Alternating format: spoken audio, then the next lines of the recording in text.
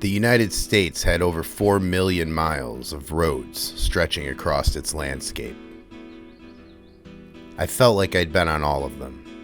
City roads, back roads, no roads at all. Didn't matter. I'd been living in this truck for longer than I'd cared to admit. I used to have all the boxes checked in my life. The job, the house, the marriage to the wife that would be with me forever. Well, that's for another day. As for this one, I'd been staying in an exclusive beachside property. A private beach, a great sunset, and a few beers. It was a private property. The only problem is I didn't know whose private property it was. It didn't belong to me. That's all I knew. And if anybody found me here, there'd probably be some trouble. I was going through life one day at a time. Well, till that phone call. Some lawyer from Pittsburgh telling me that a friend I'd helped along my journey had passed away, and they'd left me a small piece of land in their will. And given my current options, I couldn't really refuse. That was the day that I picked up and I moved to Wyoming.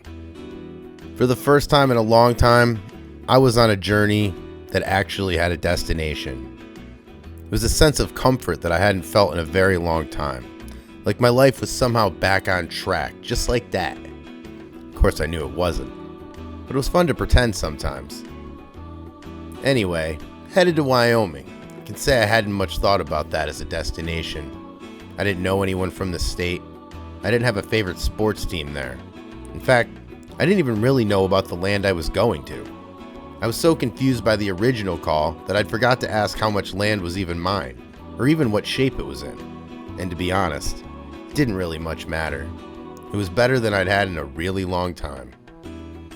I'd been kicked out, asked to leave, more locations, in more towns, by more police officers than I'd care to admit. I was never mad at them, they were just doing their job. The problem was, I had nowhere else to go. That was until now. Headed to Wyoming, a place that I hoped would turn my life around.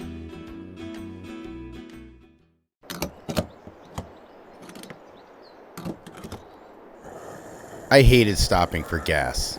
Aside from the rising cost, I also had Big Bird here, and she loved to guzzle gasoline. Of course, I couldn't have ended up with a diesel because that would have saved me way too much money. So instead, I ended up getting this gas guzzler that was, well, to put it nicely, not too high on the miles per gallon. And because of such, we haven't even went through one state yet. We are in Arkansas, north of Louisiana, the state that we started in. And we're getting gas again. I knew this was going to be an expensive trip, but I really didn't know how expensive.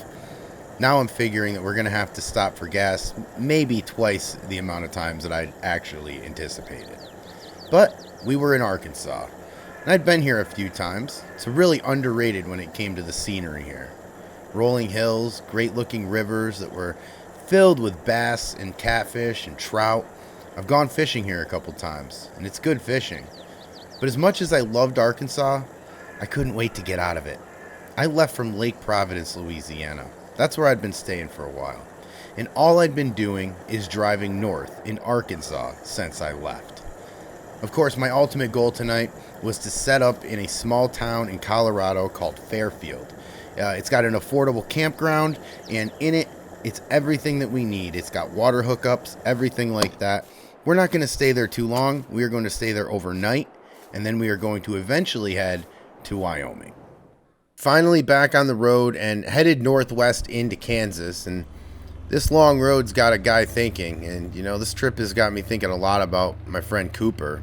Cooper's the one who's giving us the land in Wyoming, the one that just passed away, and what a great guy, he was born and raised in Pittsburgh and ended up moving out to the country and ended up starting a farm. So he was a first-generation farmer, and he'd done it his whole life.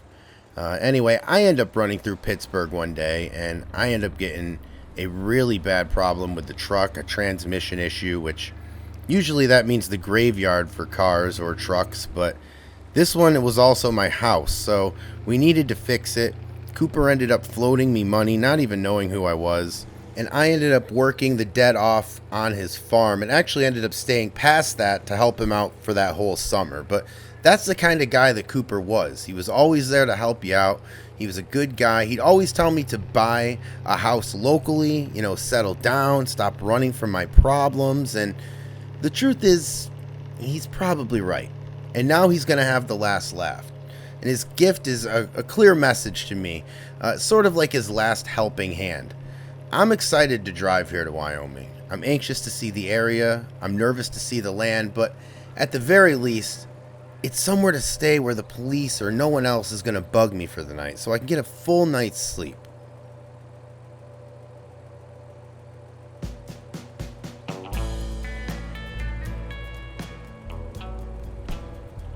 If there was one thing you could count on in every small town off of a highway, it was a small greasy spoon diner. Cheap food, delivered fast, and designed for you to be on the run. That was perfectly my speed, so I stopped off here in Kansas. Now, yeah, I'm only a few hours away from where I'm going to stop for the night in Colorado, but my stomach currently does not care. So I suppose now is as good a time as any to tell you how I got here. Well, I was working at a warehouse for my wife's family's business. They dealt with farmers and delivering things like seed and fertilizer, things like that. I was the guy who got the pallets and put them in place for storage or sent the orders out on trucks. It wasn't really an exciting life, but it was a safe one. And when our relationship came to an end, surprisingly, so did my employment. So that's when I got this truck. It was originally supposed to buy a few months for me, to sort things out, stay in a campground for a summer, get back on my feet. But as the months grew colder, I had to pick up and leave. Indiana's no place to live in a van in the winter, so I had to hit the road south. That was a few years ago, and here I am, still on the road. I know, not much progression, not much sorting things out. But now I was headed to a permanent home, thanks to a good buddy of mine that I'd met on these roads. It's funny how life works sometimes, but I can say for sure that I was grateful for this opportunity, and I was definitely not going to let it pass me by.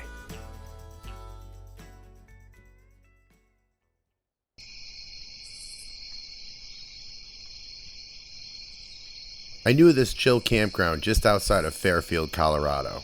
On the road, you pick up tips from others, and this campground was one of them. Affordable, safe, quiet, everything I needed for tonight. Tomorrow I'd have enough chaos. I needed to go to a real estate office and sign papers to a piece of land I absolutely knew nothing about.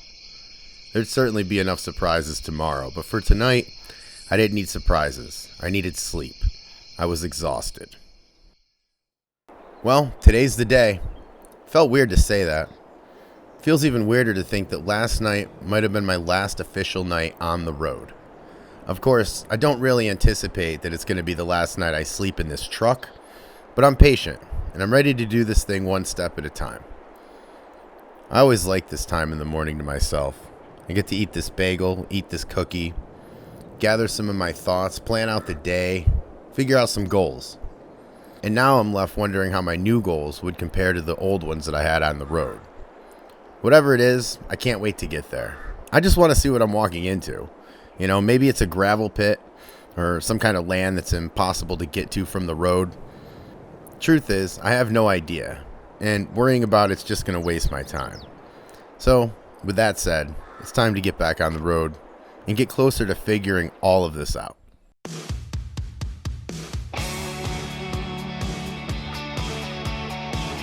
After 19 hours on the road, countless miles, an incredible amount of gas, I finally arrived in Elk Mountain.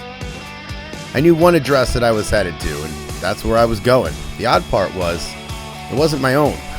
Elk Mountain Realty, the key to all of my questions as far as what I'm getting into. To be honest, I have no expectations. I'm just happy to get off the road and have somewhere to finally call my own. I was thankful for Cooper. My only real goal was to not waste this opportunity that he had handed to me.